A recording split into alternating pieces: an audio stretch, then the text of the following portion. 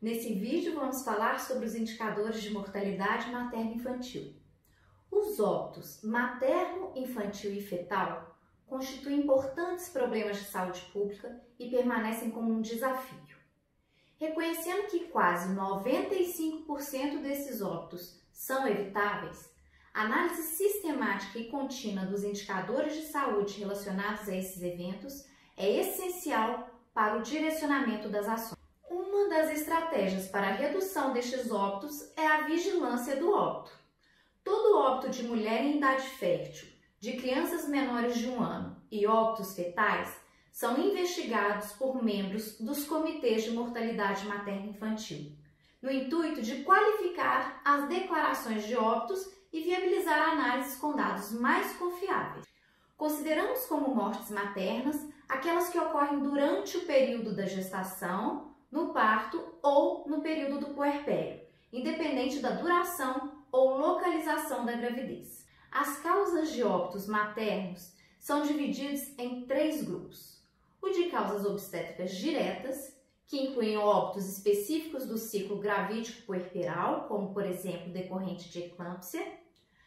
Causas obstétricas indiretas, que são causas agravadas pelo estado gravídico puerperal, e causas não especificadas.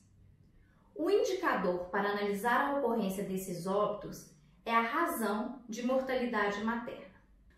Para sua operacionalização, precisamos definir o numerador, que é o objeto do nosso estudo, ou seja, óbitos maternos. Como já visto em outras videoaulas, esses dados podem ser obtidos no Sistema de Informação sobre Mortalidade, no SIM. E precisamos definir também o denominador. Sabemos que o denominador deve ser composto pela população em risco de ter o evento estudado. Neste caso, quem compõe o grupo de risco? As gestantes e puérperas fazem parte desse grupo, porém, não temos um sistema único e universal de contagem desse grupo populacional. Assim, estimamos o número de gestantes e puérperas considerando o número de nascidos vivos. Esses dados estão disponíveis no Sistema de Informação sobre Nascidos Vivos, o SINASC.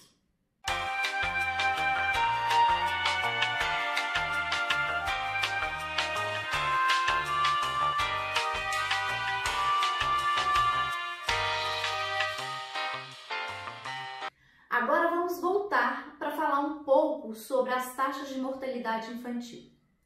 Mortalidade infantil refere-se aos óbitos ocorridos ao longo do primeiro ano de vida.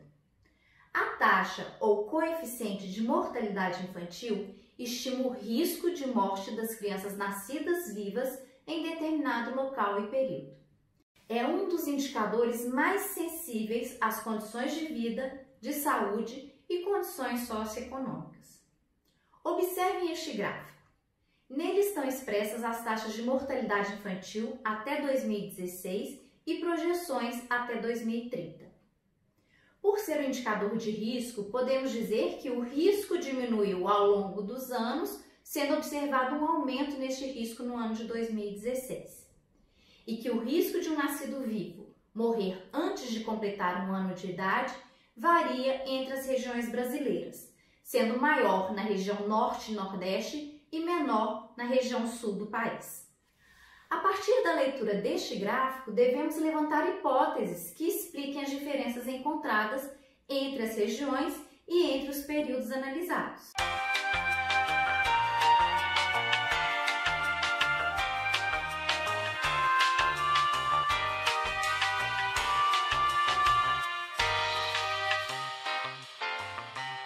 Considerando que as causas de morte e o risco de morrer variam ao longo do primeiro ano de vida, é importante analisar indicadores mais específicos, considerando períodos mais próximos do nascimento, que chamamos de período neonatal, e o período mais distal do nascimento, que é o período pós-neonatal.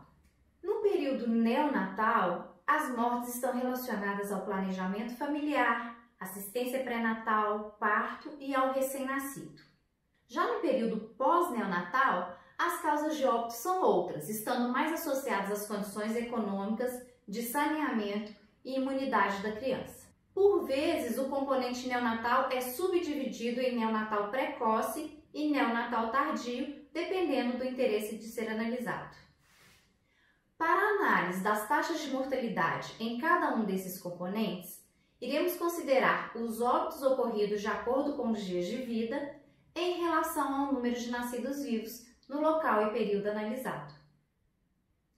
Adicionalmente, não podemos negligenciar a importância do indicador de óbitos fetais como um marcador da qualidade da assistência.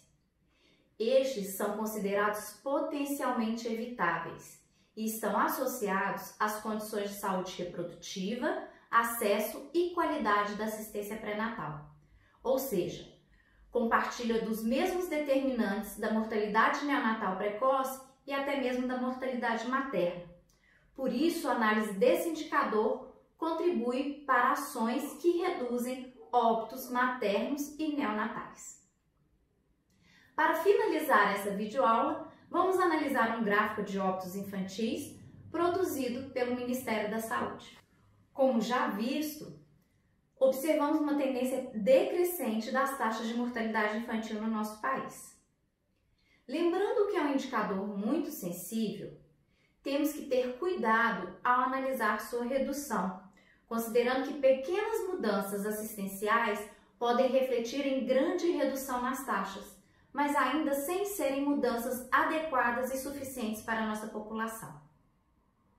Com relação aos componentes, observamos em meados da década de 90 que o risco de morrer no período pós-neonatal, curva em verde, passa a ser menor do que o risco de morrer no período neonatal precoce, demonstrado pela curva azul, possivelmente decorrente de melhoria nas condições sanitárias, incentivo ao aleitamento materno e aumento da cobertura vacinal. O risco de morte neonatal decresce também, porém com menor intensidade, e as ações parecem ter maior impacto no componente neonatal precoce. Espero que tenham gostado do conteúdo dessa videoaula e compreendido a importância desses indicadores para nortear ações que melhorem as condições de vida e saúde da população que um dia vocês irão dar assistência médica. Até a próxima e muito obrigada!